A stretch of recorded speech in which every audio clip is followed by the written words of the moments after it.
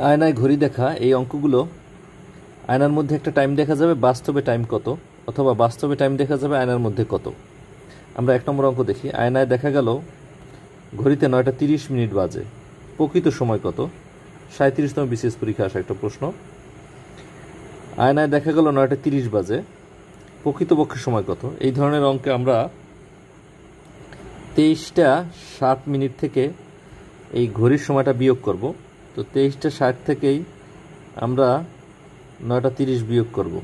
বিয়োগ করলে 60 থেকে 30 বিয়োগ করলে 30 থাকে, এবং 23 থেকে 9 বিয়োগ করলে 14, অর্থাৎ প্রকৃত সময় হবে 14টা 30। 14টা 30 মানে 14 থেকে আমরা 12টা বিয়োগ করে দিই, 2টা 30। 14টা 30 মানে 2টা 30, উত্তর হবে 2টা 30 মিনিট। 2 নম্বর অঙ্ক। একটি ঘড়িতে 3টা 20 মিনিট বাজে, ঘড়ির বিপরীতে রাখা আয়নায় প্রতিবিম্ব কয়টা বাজবে? 3টা 20 মিনিট বাজলে আমরা একইভাবে 23 ঘন্টা 60 মিনিট থেকে 3 ঘন্টা 20 মিনিট বিয়োগ করব।